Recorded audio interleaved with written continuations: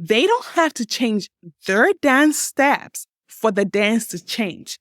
The dance step that needs to be changed is yours, especially because you're the one with more resources than ever. You're the one who might have to take the lead.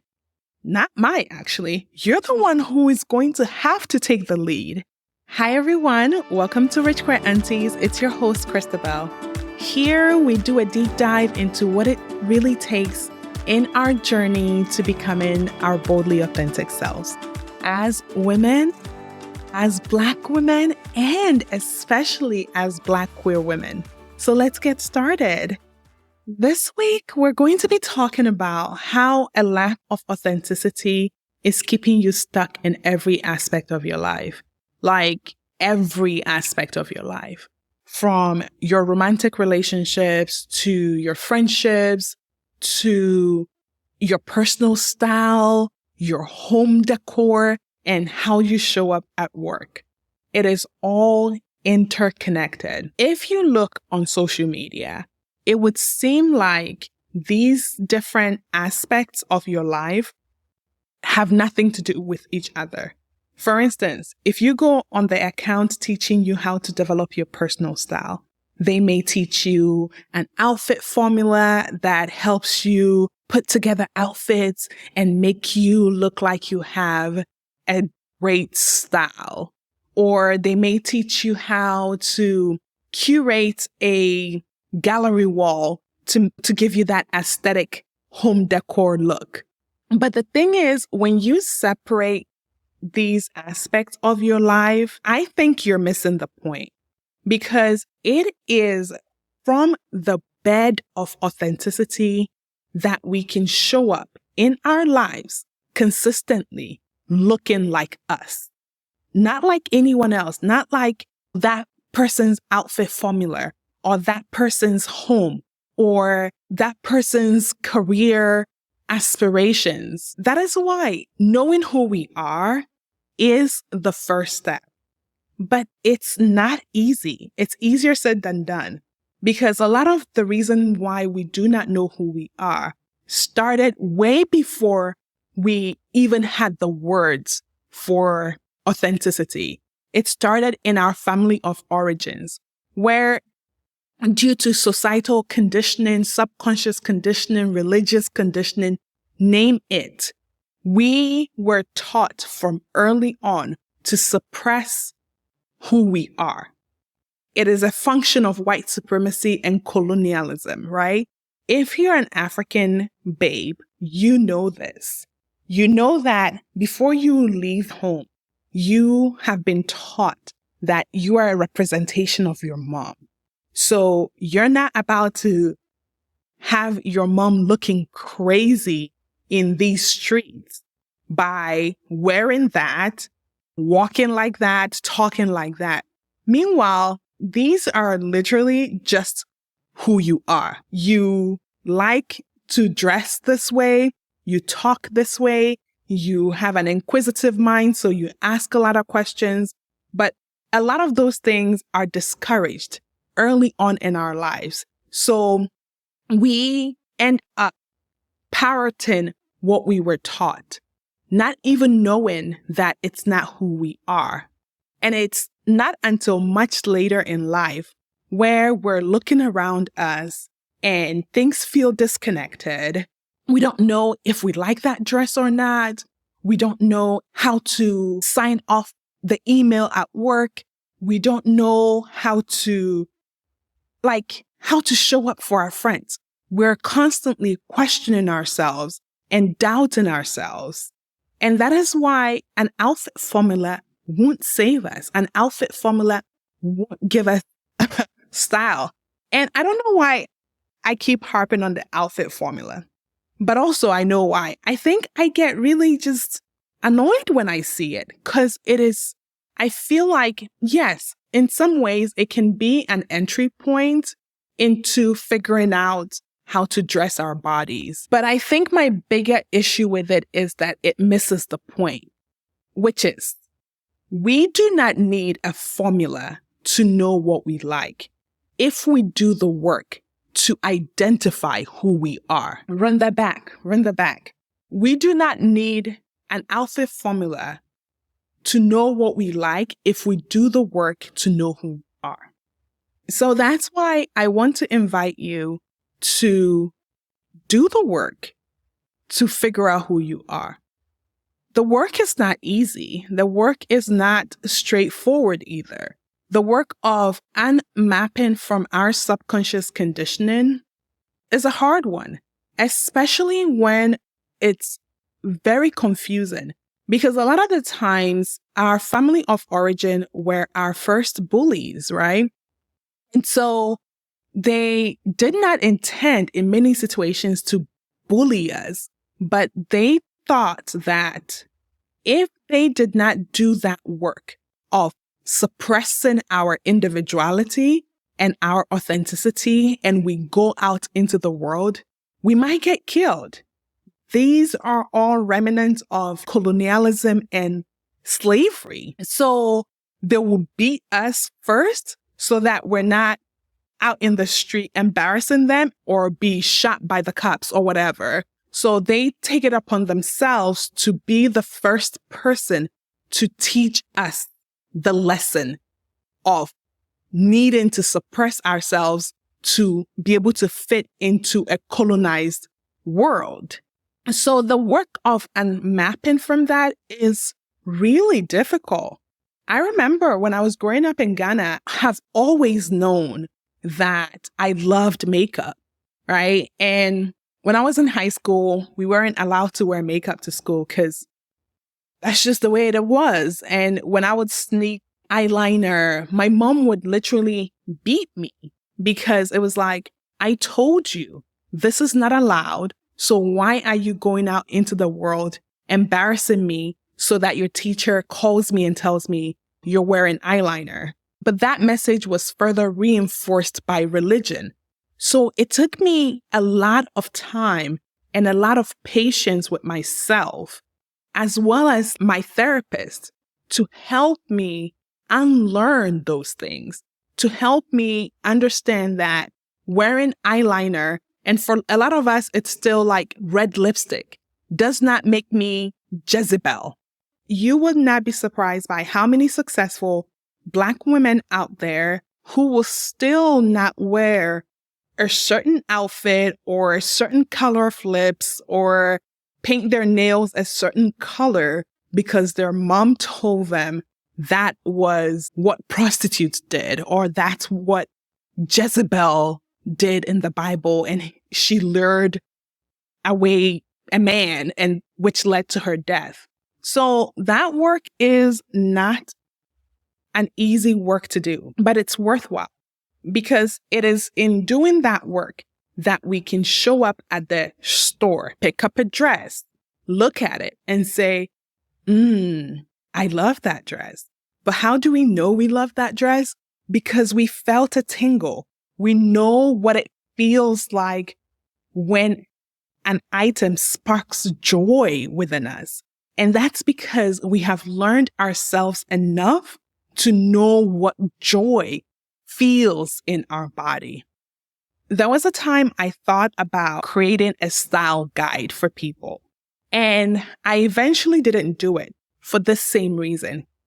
I love style. I love fashion. I love style. And my style is unique to me. Sure, I can deconstruct it to get to a place where I can generally give people pointers on what to wear, on how to create their own personal style. But that is the superficial layer of it. And I determined that I wanted to do the work on a deeper level. I wanted to really sit down and ask myself, what work did I do to get me from a place of deep, conservative, Jehovah's Witness upbringing to being so boldly expressive as I am today, covered in tattoos, wearing exactly what I want to wear, the things that bring me joy. And that's what brought me to this work, because I realized that if achieving our goals for how we want to look or how we want to show up in the world was based on perfecting these external aspects, we would be done. We would have crossed the finish line. But that is just surface level. And ultimately, the reason why we struggle like we do is as a result of lack of authenticity. And so what do we do about this? How do we navigate doing the work to be able to learn who we are so that we can show up? And I've talked about style a lot, but it's not just about style. This also impacts how we show up in friendships. If we do not know who we are, we would not be able to know what it takes to be a good friend. Therefore, we cannot make good friends. Do you see how that works? When we learn the things we like, the things we do not like, when we learn how we like to be treated, how we don't like to be treated, it makes it easier, that much easier to be able to understand these same things about other people. And that was the biggest lesson I learned in therapy, because when I left church, I lost all my friends because Jehovah's Witnesses do not associate with worldly people. So I did not have any friends outside of my congregation. And so when I came out, I lost all my friends. And so I had to learn how to make friends from ground zero, because I wasn't necessarily taught how to make friends when I was a witness, because the friends just came with the congregation. And I remember telling my therapist how like really sad that was for me. In fact, my wedding to my ex-wife, we had maybe 10 or 12 bridesmaids and groomsmen, and not a single one of those people was my friend. They were all her friend, her people, her family. That is how isolated I was. That is how rudimentary my skills in building friendships were. But it's as simple as just going there and being like, oh, I like that person. They look cool. I want them to be my friend. That did not work because I was making friendships with people who were not the right kinds of friends for me. And that's because I didn't know who I was. So I didn't know the things I needed to ask for in friendship.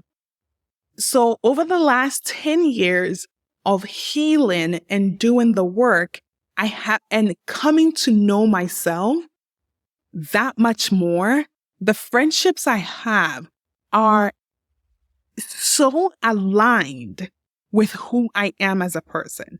And that's why it's important to show up in the world as yourself. Okay. One of my pet peeves is always someone telling you, do this, but not telling you how to do it. So let's get into some of the ways you can do the work of showing up as yourself in your family of origin. Remember how I talked about they're usually our first bullies. They're usually the ones who suppress these things in us to begin with.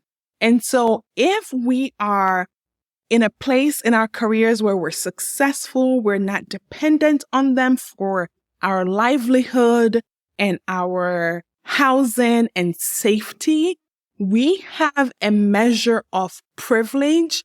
And from that place of privilege, we can begin to push the needle forward as far as showing up as ourselves in our family of origin. And so these are some of the ways we can do that, even though it may feel really daunting and scary when you begin to dip your toes into those waters. Take small steps in expressing your true feelings to your family. This is a marathon. It's not a sprint. Far from it. It is a marathon that is lifelong. So that's where I would start. It can look something like you want to get a tattoo. You've always wanted to get a tattoo, but you did not want to hear your mother's mouth, so you haven't. Or if you did, you got a tattoo where it can always be hidden and she won't see it. Well, my invitation to you this week is to stop hiding that tattoo. Show up at the house, let her see it, and nothing is going to happen. When I say nothing is going to happen, what I mean, nothing that threatens our safety is going to happen. Sure, she might yell and exclaim and, I don't know how many of you have a mother like me, but it might come with a lot of dramatics.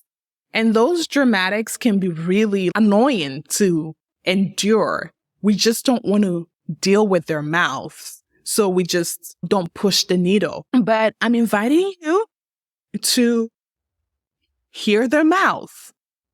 It's only going to be that one time, maybe a couple more times if I'm being truly honest with you, but at least you have done it. You've shown up as yourself. The tattoo is visible. They talked about it.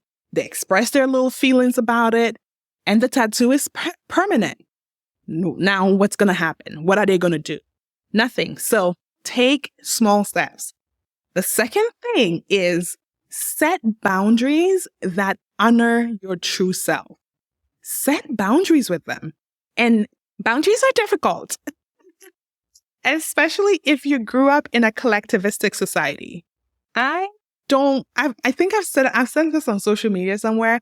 I don't talk about boundaries with people who grew up in a hyper-individualistic culture, hyper-individualistic home, because it's easy. It's relatively easy for them to go into their room and shut the door and be like, you're not going to talk to me. I don't want to talk to you. But in an African home, and I know also in a Black home, even if it's African, you will never dare do that.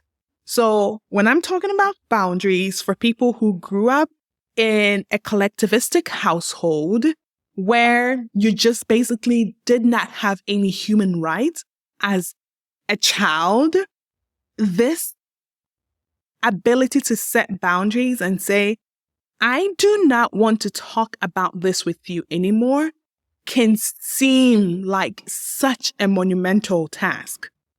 And it's difficult. I don't know. There's no way else to say it but to say that shit is hard as fuck.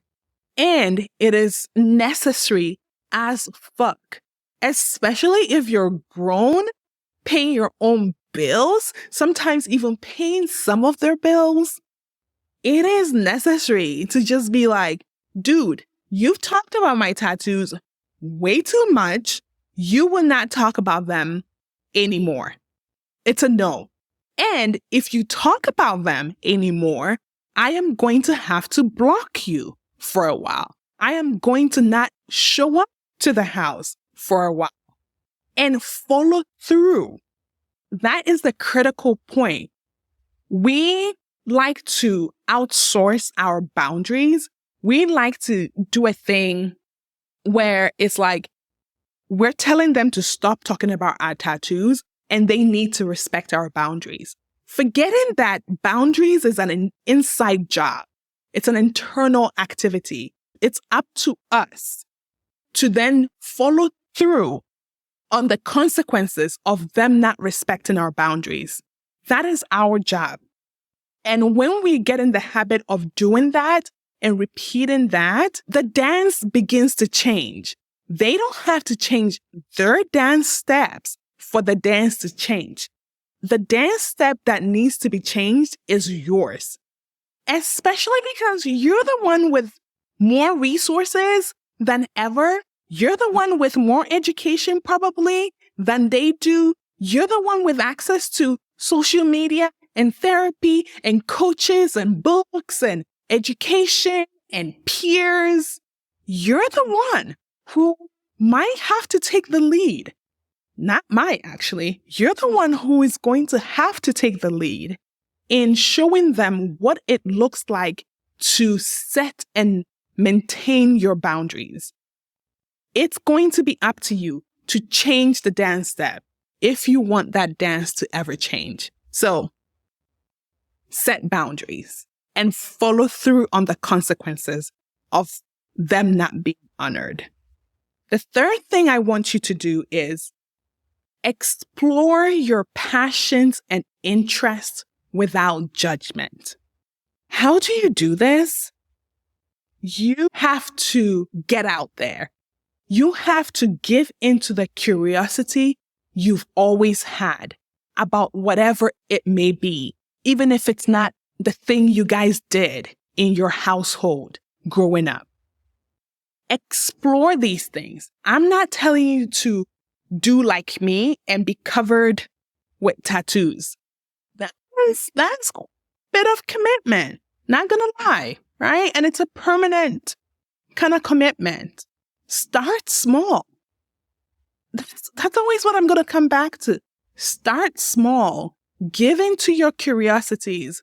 Go back to the earliest memory you have, things you like, the things that you had interest in before you were hit on the back of the hand and told, no, it's not allowed. Before church told you it's not allowed. Before society and your grandma and your great-grand-uncle told you, we don't do that. Go back to those things. Get curious again. Be childlike in that exploration of your interests. There is nothing more important than exploring your interests. I truly believe that because it is from that space of curiosity and play and honoring yourself that you can show up in the world as yourself. This afternoon, I was having a conversation with someone who, and they were asking me, how do I show up at work? How do I deal with microaggressions when people are like, your hair color, should you be doing that? Oh my gosh, your tattoos are showing or whatever. And I said to her, honestly, nobody can approach me that way. I'm sorry. And it's not just because I'm in nursing leadership. It's just because my whole aura as I walk into work is given very much, this is who I am, and I dare you say something about it. And that is because I have taken my time over the last decade to explore my interests. So if I'm wearing something, if my body is modified in a specific way, it's because I know for a fact this is what I want for myself. I'm not copying anyone. I am not mimicking anyone. So the thing that comes up in me that makes me want to defend myself is like ferocious. It's like, oh.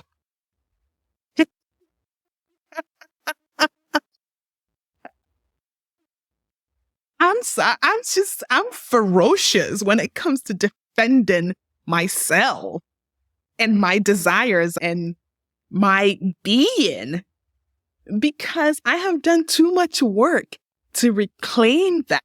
For any Tom, Dick, and Harry out here on these streets to be talking about my hair color or my piercings or my tattoos, I dare them. I double dare them.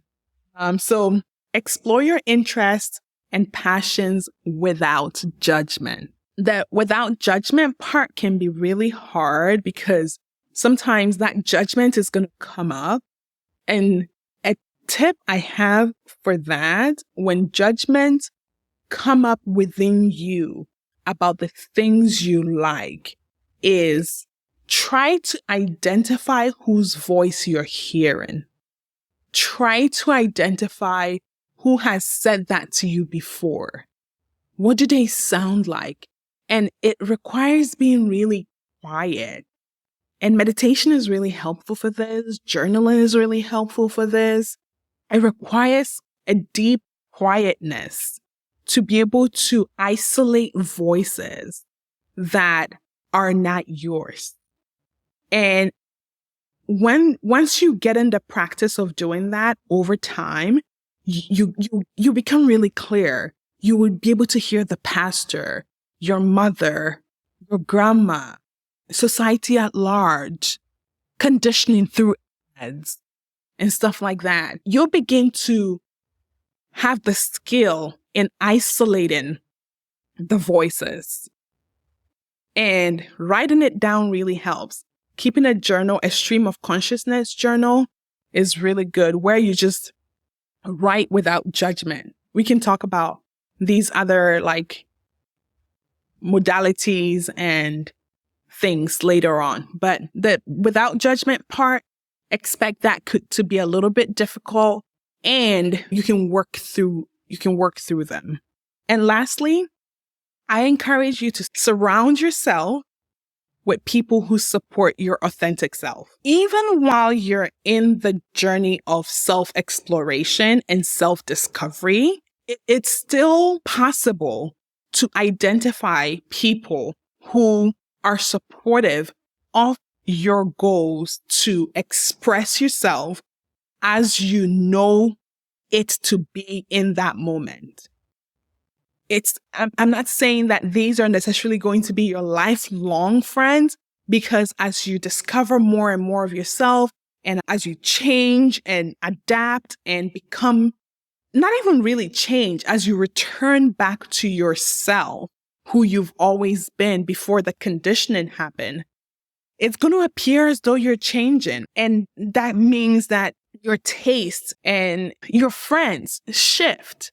But along the process, wherever you find yourself in the process, do your very best to welcome those who are supportive of where you are in that moment and not critical of you, not pointing fingers at you, not trying to always correct you or redirect you or offer unsolicited advice to you. Those are not your people. Even if you don't know who your people are yet, hear me when I say those are not your people. People who are not accepting of you for where you are. And I will say that in my journey, the biggest person who could do that for me with that, as objectively as possible, was my therapist. In him, I had an objective observer whose only purpose was to be a support for me. That could be really helpful. And ultimately, this is a journey. Remember, it doesn't have to be perfect. You don't have to get it down immediately. All you have to do is start the journey. It's a lifelong journey. And whether you embark on the journey or not, the time is going to pass. So might as well, right? Might as well commit to an excavation of yourself so that you can put aside what doesn't belong to you and return back to who you always have been, your innate goodness, because that is who you are, innately good. So to tie it back around to what we were talking about earlier, if you want to finally see results and not feel stuck in avenues of your life, like developing your own personal sense of style, being able to show up at work as yourself, all of that, it starts by putting in the work to learn your authentic self and becoming and showing up in all these areas as your authentic self. Okay, so that's it for me this week. Thank you for tuning in to Rich Queer Aunties. I am so happy to have you here. I am so happy to keep, I'm rusty, so recording this and filming this was really vulnerable and difficult for me because I don't know, I'm stepping into a role where I want to use my voice more definitively in this way as a resource and as a service to you. So if you enjoyed this podcast, please like, rate it on Apple Podcasts, Spotify, wherever you listen to podcasts. The ratings matter so much. The reviews matter. And if you think you know at least one person who can benefit from this, please share it with them. It means the world to me. And until next time, take care of yourself, okay? Mwah!